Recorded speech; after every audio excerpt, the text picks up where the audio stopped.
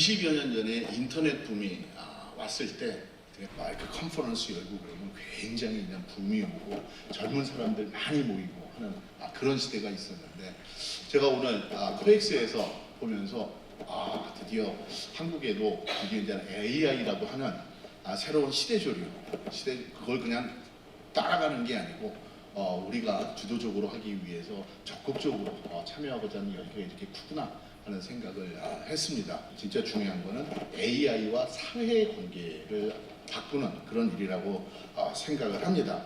이 자리가 단순한 학술 토론의 자리가 아니고 실천적인 그런 문제와 대안을 찾는 자리가 될 것입니다. 건강한 민주주의를 키우는 힘이 되어야 합니다. 여기 참석하시는 모든 여러분, 사람을 중심에 두고 기술을 이끄는 사회를 우리가 만들어야 합니다. 정부는 이미 AI 3대 강국 도약을 목표로 세부 전략을 제시한 바 있습니다. 모두의 AI 기반 구축, AI 기본 사회 실현, 세계 1위 AI 정부 실현이 그 세 가지입니다. 오늘 이 자리에서 나누는 토론과 제안이 단순히 보고서로 끝나지 않고 국민이 체감하는 변화로 이어지기를 기대합니다. 어머니 부장님께서 전달해 주시겠습니다. 부장님을 큰 박수로 그대로 모시겠습니다. 여러분, 지금 AI 대전환 시대에 지금 저희가 살고 있습니다. 국가 경쟁력을 결정하는 대단히 중요한 기로에 서 있습니다. 변화하는 이런 사회 속에서도 AI가 유발할 수 있는 여러 가지 불평등이라든지 또 편향성, 또 우리가 격차라고 얘기할 수 있고, 그리고 일자리를 감소시킬 수 있다는 그런 우려가 있습니다. 아울러 인공지능 관련 부분을 활용해서 실업이라든지 의료의 어떤 불평등, 그다음에 허위 조작 관련된 정보 등 이런 위험성으로부터 벗어나서 사람들이 어떤 기본적인 보편적인 삶을 보장해주는 이른바 AI 기본 사회가 AI 시대의 어떤 새로운 노멀로 될 수 있도록 노력하시겠다, 이렇게 연설을 하신 바 있습니다. 세계에서 모범이 되는 AI 기본 사회로 나가고자 합니다. 과거 정보화 사회를 한번 생각해 보면 지금의 ICT 강국이 됐던 우리 대한민국이 그 당시에 정보화를 추진하면서도 그 ICT와 관련된 이른바 디지털 격차 문제 해소에도 힘썼던 기억이 있었습니다. 기술적인 문제뿐만 아니라 제도적인 것, 그다음에 인문 사회적인 어떤 학문적인 뒷받침, 그다음에 사회 문제를 해결하고자 하는 강한 여러 가지 의지, 이런 다양한 분야에서 사회적 논의와 공감대가 필수적이라고 생각이 합니다. 우리 정부도 최선을 다해서 AI 기본사회 실현을 위해서 노력하도록 하겠습니다.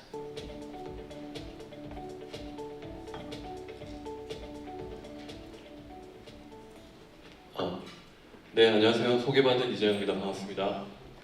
소셜 이노베이션이 뭘까? 이전 시대에 우리는 각각 정부 실패, 시장 실패, 그리고 시민사회는 만성적인 역량 부족으로 서로 간의 한계와 실패가 있었음을 인정해야 될 때라고 생각했고, 그러므로 서로 1, 2, 3섹터가 꿀벌처럼 넘나들면서 협력과 교류를 통해서 새로운 해법을 모색해야 된다는 것이 바로 그런 문제의식이었고, 그렇기 때문에 상징을 꿀벌로 채택을 해서 이렇게 메시지를 알렸던 것입니다.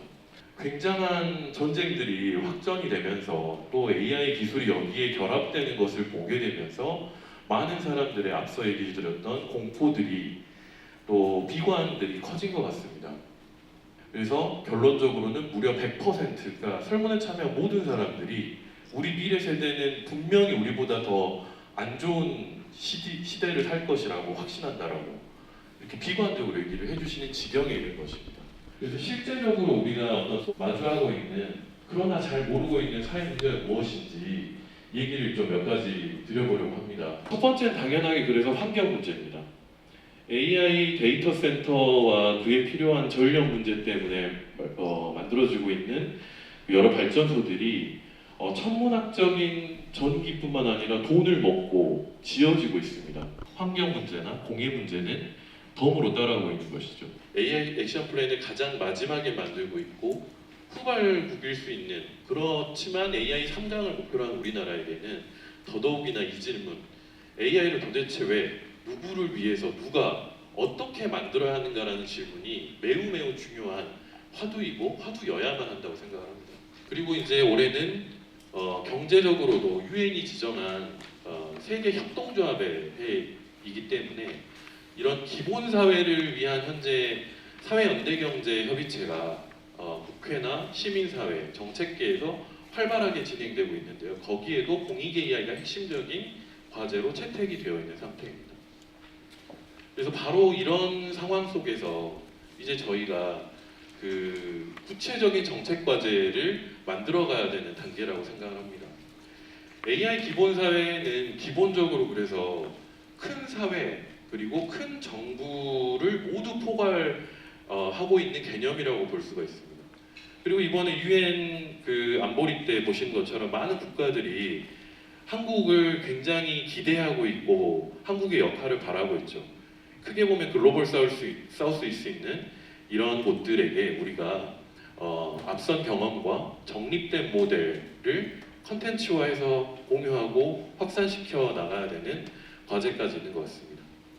현재 그래서 국가 AI 전략위원회는 AI 액션 플랜 초안을 발표하면서 앞서 말씀드린 것과 유사한 이런 AI 기본 사회 그리고 모두 AI의 비전과 전략 방향을 러프하게 초안을 낸 상태인데요. 앞으로 저희가 아마도 이러한 법률 제정과 정책 과제를 실현화하는 작업들을 여러분들의 의견도 듣고 더 내부 논의를 숙성시키고 발전시켜서 보다 완성도 있는 모두 AI 그리고 AI 기본 사회의 모습을 만들어내도록 노력해 볼 예정입니다. 네, 많은 관심과 응원 부탁드리겠습니다. 감사합니다.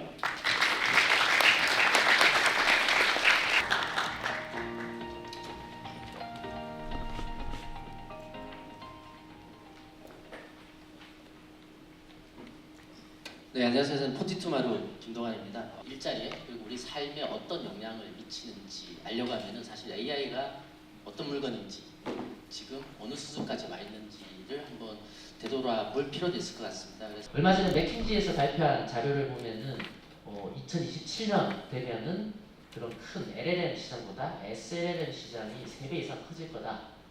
그런 리포트를 내놓겠고요. 다르게 보면은 그만큼 각 기업들이 활발하게 이런 AI를 도입을 본격적으로 하기 시작할 거라고도 해석할 수 있을 것 같고요. 그리고 사실 제일 큰 특징 중에 하나는 이제 에이전틱 AI라고 할 수 있습니다.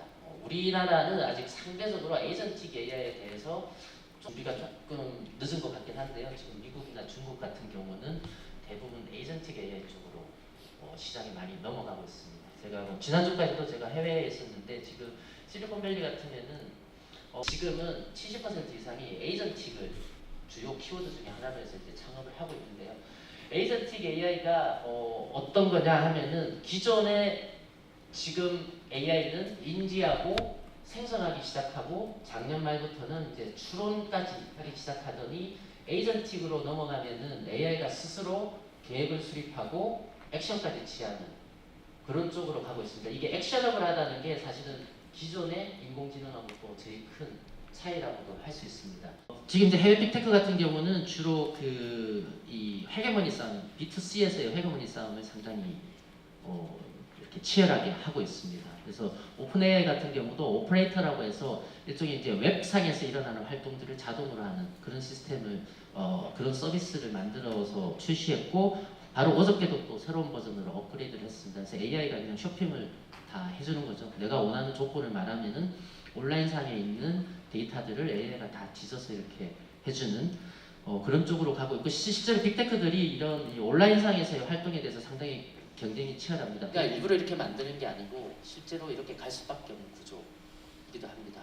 다행히 이제 저희는 스타트업이라서 사람을 80% 줄이는 게 아니고 매출을 5배 올려야 되는 미션을 가지고 있긴 하지만 이게 저희뿐만 아니라 저희가 이게 개발 쪽만 이러는 게 아니고 인사총무, 재무, 회계부터 해서 전 직군에 대해서 단기적인 목표 수립하고 중장기적인 계획 수립해서 이 작업들을 하고 있는데 이제 한 6개월 정도 됐는데 3년까지 안 걸릴 것 같습니다. AI 수준으로 보면은 오히려 반대로 거꾸로 가야 될 것 같습니다. AI를 중심에 놓고 우리가 그동안 일하던 방식들, 우리가 활용하던 툴들, 기술들을 어떻게 재정립해서 끌고 나갈 건지 AI 중심으로 한번 다시 고민해 볼 필요도 있을 것 같고요. 그리고 이제 그런 과정에서 발생하는 이제 없어지는 일자리라든지 또는 그 업무 효율성을 높이고 또는 또 특히나 이제 우리나라 같은 경우는 이제 다른 해외 기업들이 글로벌 경쟁력을 확보하기 위해서 이 제도적으로 어떻게 지원해야 되느냐, 그리고 없어지는 일자리에 대해서 어떻게 재교육시키고 연착륙시킬 거냐 이런 부분들에 대해서 고민도 필요할 것 같고요. 아까 개발 쪽 말씀드리긴 했지만 이게 개발뿐만 아니고 모든 분야에 다 영향을 미칠 거기 때문에 기존의 교육 시스템에 대해서도 중장기적인 관점에서는 기초부터 다시 고민해 볼 필요가 있다고 저는 생각을 하고 있습니다. AI로 인한 일자리 변화에 대비한 체계적인 교육 그리고 사회적인 약속이 필요해 보입니다만 우리 대표이사님 생각하실 때 언제쯤 확립이 가능할까요? 라는 질문인데요. 사실 이제 제가 오늘 계속 말씀드린 것처럼 지금 막 알파고 쇼크 이러면서도 9년 동안 사실 사회적으로 준비가 저는 전혀 안 돼 있다고 보거든요. 그래서 지금이라도 빨리 그런 부분들에 대해서 고민하고 만드는 과정들이 필요하고요. 그리고 어떻게 보면은 AI가 저희가 이제 스타트업을 딥러닝 개발하고 AI 시작한 지 10년 됐는데 제가 저희 멤버들한테 아직 시장은 오지도 않았다. 급초기 시장이다. 그래서 도대체 언제 오냐고 맨날 고생하려고 하는데 AI가 이제 시작입니다. 그래서 이게 1년 내에 확립되는 게 아니고 AI의 발전 속도에 따라서 우리 사회도 계속 거기에 맞춰서 가야 된다고 봅니다. 그래서 기본적인 틀을 마련하고 사회적 합의를 이루는 것도 중요하지만 계속 지속적으로 되돌아보면서 맞춰가는 그런 과정들이 필요할 것 같습니다. 저는 뭐 개인적으로 보자면은 20년, 30년까지도 갈 수 있을 거라고 보고 있습니다. 자, 그럼 계속해서 두 번째 발제를 이어가 보도록 하겠습니다. 두 번째 발제는 거짓말하는 AI 이대로 괜찮을까라는 주제인데요. 카이스트의 김정남 교수님께서 말씀을 전해 주시겠습니다. AI hallucination 혹은 AI 환각이 무엇인가 설명해야 되는데, 그러니까 AI가 어떤 것들을 사실인 것처럼 자신 있게 말하지만 실제로는 완전히 틀리거나 지어낸 정보를 주는 현상을 말합니다. 이게 인간의 환각과 차이점이 있다면, 그 인간은 실제로 이제 뭐 술을 마시거나 아니면 뭐 잠을 못 잤거나, 어제 제가 잠을 못 잤는데요, 좀 약간 환각 상태죠 저도. 잘못된 정보를 마치 사실처럼 말하는데, 문제는 인간은 환각에 빠지면 그냥 혼자 환각에 빠진 상태로 끝날 경우가 많습니다. 근데 챗GPT나 그 AI 같은 경우에는 이게 정보가 전달이 되고, 나중에 얘기하겠지만 이 정보가 다시 정보의 바다로 돌아갑니다. 오픈AI GPT 0.3 미니부터는 뭐 확실히 1% 미만이죠. 근데 이제 위험한 모델도 있다고 해요. 메탈라마나 구글 잼마 이제 1.2b 이런 거는 27%까지가 계속 문제인데, 그 전문가들이 이제 제미니 같은 경우는 보면 매일 AI에게 100개 질문해서 일주일에 5개 정도 틀린다니까 사실 그렇게 나쁘진 않고, 이 전문가들도 계속 그거를 중요한 문제로 놓고 이제 그 개선시키는 노력을 하고 있습니다. 그 분야별로도 환각 문제가 많은데, 사실 이제 이 얘기를 조금 더 하겠지만 법률에서 AI가 가장 높은 걸로 나왔어요. 17% 정도인데, 뭐 의료도 2.3%인데, 이게 아시다시피 의료 같은 경우에는 이게 낮다 하더라도 큰 문제가 뭐 사람 목숨을 다룰 수 있는 문제이기 때문에 환각이 만약에 우리 전적으로 AI에 의존한 경우라면 매우 큰 상황, 나쁜 상황을 가져올 수도 있고, 왜냐하면 더 많은 리즈닝을 하고 더 많은 데이터를 쓰기 때문에 사실 그런 위험이 커질 수도 있습니다. 제일 중요한 점은 AI 환각이 과연 우리가 완전히 제거할 수 있는 문제인가 할 때부터는 우리 전문가들이 얘기하기에 완전 제거는 불가능하다고 얘기합니다. 여기에 대한 어떤 처방은 확실한 사실관계가 확인될 때 그때만 대답하거나 그러니까 모른다라는 답변을 하도록 설계하면 됩니다. 실무적인 대응 전략은 일단 여러 가지 다양한 방법으로 교차 검증하는 것들인데, 이제 의료, 특히 법률, 이제 금융 같은 경우에는 매우 큰 리스크가 있기 때문에 이제 전문가를 반드시 동반해서 검토하도록 하는 것도 있고, 위험도가 높은 이제 의료 법률 금융에는 그러니까 뭐 3단계 검증이라든지 문서로 남겨가지고 그걸 추적할 수 있게 하고, 또 책임자를 지어서 누군가가 그거를 그러니까 어카운터블하게 조심해서 이제 정리할 수 있게끔 돕고, 뭐 마케팅이나 기획 같은 경우는 이제 전수조사를 펼치면 샘플을 통해서 이제 체크를 해가지고 이게 맞게 들어간지 볼 수도 있고, 이제 특히 이제 아이디에이션이라고 하죠. 이제 브레인스토밍에서 새로운 아이디어, 창의성을 발휘해야 될 때는 그 리스크가 좀 낮기 때문에 좀 더 느슨하게 할 수도 있습니다. 현재까지 보면 이제 그 기술적 한계가 있다는 것들이 저희들의 제약인데, 완전 제거는 이제 불가능하다는 걸 이해해야 되고, 그 다음에 개인 사용자나 조직에서 AI 쓸 때는 AI가 사실은 어시스턴트 역할을 하는 거지 완벽하게 대체할 수는 없다는 거, 그리고 전문가들이 검증을 갖다가 끊임없이 함으로써 인간이 검토하고 선택하는 방식으로 하고, 또 마지막으로 이건 이제 장림 교수님의 아이디어이기도 한데, 그러니까 불확실성을 표시해서 이걸 이제 확률적으로 표시해주면 사실 이용자들이 그거에 대해서 훨씬 더 조심해서 쓸 수 있다는 것도 이렇게 굉장히 좋은 접근인 것 같습니다. 이게 단순한 기술적인 도입 문제로 볼 게 아니라 이제 개인에게 책임을 묻지 말고 사회적인 신뢰나 제도적 대응을 정부와 함께 고민해야 된다는 것들이고요. 최소의 안전성을 갖다가 제도적 규제로 만들려고 그러고 표준화 노력도 하고 있고요. 이 기업 같은 경우는 도입 관계에서 이제 어떻게 쓰는지, 환각을 어떻게 우리가 다룰지, 또 실제 AI 기업에서는 AI가 가진 할수있을 얼만큼 줄지 기술적 노력을 하고, 또 자기들이 제공한 서비스가 불확실할 수도 있고 오류에 빠질 수 있다는 것들도 표기하는 것도 중요하고, 또 언론이나 학계 같은 경우에도 아까 말한 대로 어디에다가 타이번에러 혹은 타이틀의 균형점 줄지를 갖다 논의하는 것도 필요하고요. 또 사회적 토론이 필요합니다. 그리고 무엇보다 조직 시민들이 어떤 문제가 있을 때 오류를 신고하는 것들, 이런 것도 중요한데, 사실 지금 챗GPT 같은 경우 보면은 잘못됐을 경우에 그거에 대해서 인풋을 넣어주는 그런 기능이 없는 걸로 알고 있어요. 근데 그러니까 실제 유저들이 참여해서 환각을 잡아내고 그러면 이게 어노테이션이라고 하는데 반영이 되는 경우에 훨씬 더 그 AI 서비스하는 입장에서는 더 좋은 고도로 된 그런 서비스를 개발할 수도 있고, 환각을 더 줄일 수도 있고, 데이터를 갖다 자동적으로 만들어가는 데도 매우 큰 도움이 되는데, 이런 역할들이 아직은 많이 경제되고 가지 않는 게 하나의 이슈인 것 같습니다. 그 환각을 신고하는 기능에 대해서 말씀해 주셨는데 매우 좋은 아이디어라고 기본적으로 생각합니다. 메일에서도 마찬가지로 스팸 신고 뭐 이런 게 있으니까요. 근데 저희가 이제 일반적으로 얘기했을 때 환각이 사실 사실관계에 관련된 오늘 얘기해 주신 것 같은 형태의 환각도 있지만 어떤 가치 판단을 필요로 하는 부분에 있어서의 환각들도 있거든요. 그러니까 어떤 쪽에서 봤을 때 이건 잘못된 응답인데 다른 쪽에서 봤을 때 이건 제대로 된 응답이다. 이런 가능성들이 있어서 그 버튼이 마치 스팸 신고가 아니라 스팸이 아닌 것들도 막 신고하고 서로 내 답변이 맞다고 싸울 수 있는 일종의 그 의도하지 않은 결과를 알 수 있을 것 같은데, 혹시 이런 부분에 대해서 어떻게 생각하십니까? 제가 그 간단히만 말씀드리면, 그 잘못된 것들은 두 가지 정도가 있습니다. 하나는 뭐냐면 정답이 있는 경우예요. 가령 이제 뭐 6.25가 뭐 남침이다, 북침이다. 가령 코로나 백신이 사람들의 목숨을 살린다, 안 살린다 같은 경우는 과학적으로 분명한 답을 드릴 수 있어요. 근데 이제 다른 문제, 어떤 문제는 이제 가치 판단의 문제거든요. 그러니까 무슬림이 훨씬 뭐 이제 위험하다, 아니다라든지, 아니면은 뭐 여러 가지가 있죠. 이제 뭐 보수주의자들이 뭐 예를 들면 훨씬 더 사회에 위험하다, 이런 것들은 여러 가지로 뭐 에비던스 들어가지고 주장을 할 수 있습니다. 우리가 어떤 가치, 밸류의 문제를 그러니까 시민들의 어떤 크라우드 소싱으로 해결할 수 있는가?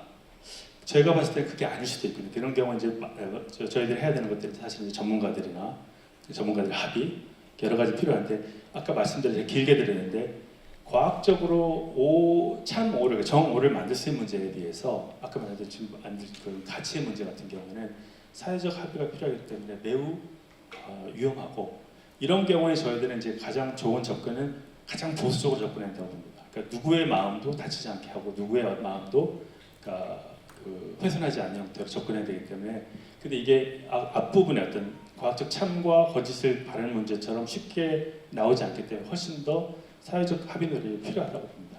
연구소 차미영 교수님께서 발표해 주시겠습니다. 박수로 청해 듣도록 하겠습니다. 네, 안녕하세요. 반갑습니다. 저는 독일 막스플랑크와 그다음에 카이스트 전산학교의 교수로 있는 차미영입니다. 오늘은 생성형 인공지능이 급속히 발달하고 사회에 이제 확산이 되기 시작하면서 함께 제기되고 있는 알고리즘의 어떤 불투명성 그리고 공정성 이슈에 대해서 얘기를 하고자 하는데, 그 중에서도 제가 세 가지 쟁점 포인트를 갖고 왔습니다. 첫 번째는 이제 특정 집단의 지식이 알고리즘에서 배제가 됐을 때 오게 되는 인식의 편향 문제. 두 번째는 AI가 군집 효과를 이뤄서 단지 하나의 AI와 대화하는 게 아니라 한 사람이 굉장히 많은 AI와 동시다발적으로 대화를 하게 될 때 생겨나는 어떤 여론의 왜곡 조작 현상. 그다음에 세 번째는 AI에게 우리가 미래에는 과도하게 의존하게 되는 상황이 올 텐데 그때 우리의 결정권이라든지 이런 것을 뺏기게 되게 되면서 나오는 위험성에 대해서 얘기를 해보겠습니다. 이제 대부분의 사람들은 이렇게 잘 큐레이트된 뉴스를 보기보다는 알고리즘이 선택해주는 뉴스를 랜덤하게 보게 되는 경우가 많이 생기게 되죠. 그 경우에는 이제 알고리즘은 우리 사회의 중요한 쟁점을 보여주는 것이 아니고 사람들이 많이 더 오랫동안 그래서 광고를 더 많이 보여줄 수 있는 뉴스를 보여주게끔 알고리즘에서는 자동으로 작동이 되게 됩니다. 그래서 자극적이거나 아니면 댓글이 많이 생길 만한 뉴스가 오히려 더 강화되어서 자꾸 보여주고 그렇게 돼서 사회적으로는 좀 덜 의미 있는 댓글이 없더라도 중요한 뉴스는 있을 텐데 그런 거는 이제 사라지게 되는 현상이 나오게 됩니다. 플랫폼에서의 광고와 사용자의 매칭 자체가 블랙박스처럼 느껴지는 거는 광고주도 마찬가지입니다. 사실 인터넷 플랫폼의 많은 것들은 광고를 기반으로 이제 돌아가고 있는데 그 중요한 산업 자체가 우리 모두 블랙박스처럼 여겨진다는 불투명성이 있습니다.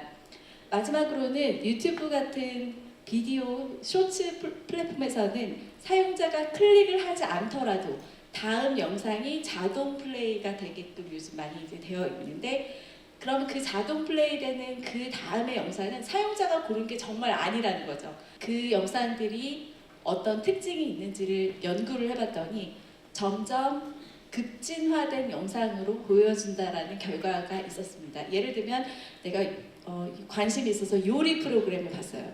어떤 요리를 만들고 하는 영상을 본다면 나중에는 그거의 가장 끝은 요리 경연대회라든지 이런 게 보여지게 되고 또 정치도 마찬가지죠. 내가 어떤 이벤트나 사회 현상에 대해서 보게 된다면 그거의 굉장히 편향의 끝에 있는 영상으로 점점 알고리즘은 어느 토픽에서 시작해도 그 토픽의 가장 급격히 익스트림한 케이스를 보여주게 된다는 급진화 현상이 보고가 되고 있습니다. 그 불투명함이 어떻게 보면 또 공정성을 배제할 수도 있다라는 논의들이 많이 되어 왔습니다. 이런 편향이 있게 된다면 그러면 더 이상 사회 모빌리티를 우리가 가지고 올 수도 없고 그들이 앞으로 할 수 있는 업무 역량, 직업이 되지 않으면 월급도 정해지게 되고 이게 굉장히 큰 편향이 일어나게 되는 거죠. 인식적인 부정이라는 개념이 많이 나오고 있습니다.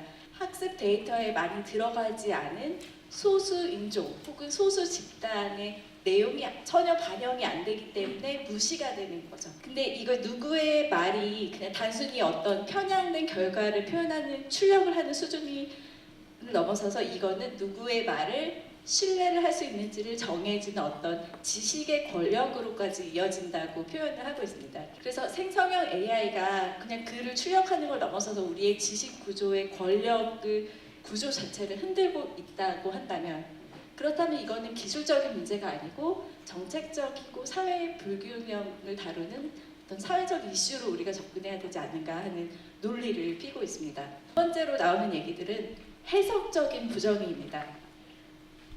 사진을 보시면 아마 이해가 쏙 되실 텐데요. 이건 어떤 사회 집단마다 고유한 특성들이 있는데 소설인 AI 같은 거죠.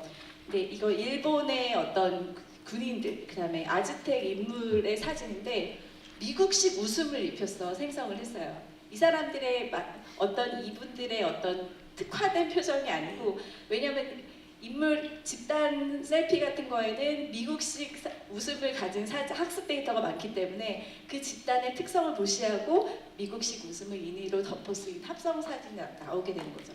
왼쪽에 있는 화면이 트럼프 대통령이 실제로 기소되었을 그 실제 사진입니다. 그다음에 오른쪽은 같은 날의 상황을 조금 폭력적으로 재현한 조작된 이미지입니다. 고화질로 이런 영상들이 순식간에 만들어지기 때문에 같은 사회 현상에 대해서도 내가 원하는 정도의 편향을 넣어서 인터넷에 같이 글을 올리게 된다면 다양한 가짜 현실이 공존하게 되고 이것을 보는 사람들은 나의 내재된 편향과 일치하는 자료를 클릭을 해서 보게 되고 또 내가 가진 편향이 좀 내가 맞았어 이런 이제 다시 그 필터 버블 안에서 더 있게 되는 현상이 강화가 되겠죠.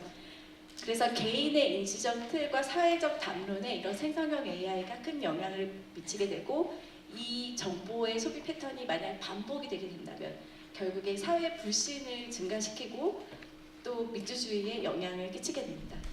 먼저 군집 AI는 이렇게 작동을 합니다. 1단계는 인간을 가장하고 공동 커뮤니티에 들어와서 활동을 시작합니다. 그래서 내가 있는 어떤 네이버든 레딧이든 어떤 커뮤니티에서 글을 쓰기 시작합니다. 그래서 그 커뮤니티에서 정기적으로 포스팅을 하고 사람처럼 어떤 크레딧을 쌓아가기 시작합니다. 그래서 공동체에 침투하는 것. 그 다음에는 설득을 극대화하기 위해서 분산형 조율을 합니다. 이 얘기는 우리가 설득을 할 때 쓸 수 있는 어떤 심리학의 많은 툴들이 있는데 도덕 감정의 단어를 쓴다든지 모랄 이모션을 자극하는 사회적 의의를 끌어내는 단어들을 쓸 수도 있고 아니면은 증거를 많이 대는 단어를 쓸 수도 있고 여러 설득에 관한 스트래티지가 수십 가지가 이미 나와 있는데 그것들을 이미 다 예시가 있기 때문에 가지고 와서 그런 언어를 쓸 수가 있습니다. 그래서 분산형 조율, 다양한 설득의 방법을 쓰고 어떤 사람마다 어떤 게 잘 맞는지 모르기 때문에 다양한 AI가 붙어서 할 수가 있겠죠. 그 다음에 장기간 상호작용을 통해서 지속할 수 있습니다. 끝없는 최적화, 그 다음에 탐지를 피하기 위해서 다변하는 패턴을 씁니다. 극과 극인 어떤 단편화된 인식을 심어주고 거기서 만들어진 데이터들이 다시 또 새롭게 나오는 AI 모델의 학습으로 들어가기 때문에 학습 데이터를 오염시키고 또 다른 여러 커뮤니티로 대규모 확대를 할 수 있고 하지만 이미 여기에 대한 대응책도 마련이 되고 있고 물론 앞으로 지금 시작하는 단계에 있는 분야이기 때문에 더 나오겠지만 이것을 모두들 Cognitive Warfare, 인지전이라고 부릅니다. 머릿속도 전쟁의 배틀필드, 전쟁터라고 해서 그래서 나토에서 아예 정의를 했습니다. Human Mind 혹은 Human Brain도 배틀필드 중에 하나로 추가를 하고 그래서 Cognitive한 Warfare를 준비를 해야 된다. AI에게 과도하게 의존하고 과업을 위임할 때 생기는 학습 윤리의 약화, 그 다음에 부정행위에 대해서 얘기하겠습니다. 국가노인분들에게 안부 전화를 사람이 하면 너무 비싸기 때문에 AI가 전화를 해주고 있습니다. 인간과 AI 사이에서 합성된 이 관계에 많이 길들여지게 된다면 우리는 AI에게 더 많은 우리의 비밀 정보를 털어놓게 되고 그래서 프라이버시의 침해, 이것을 다시 AI가 악용하는 사례, AI와 관계에 익숙해진 사용자는 추후에 진짜 인간과 대화를 하는 게 짜증이 날 수 있다고 합니다. 왜냐하면 진짜 인간은 나에게 항상 동조해주지 않거든요.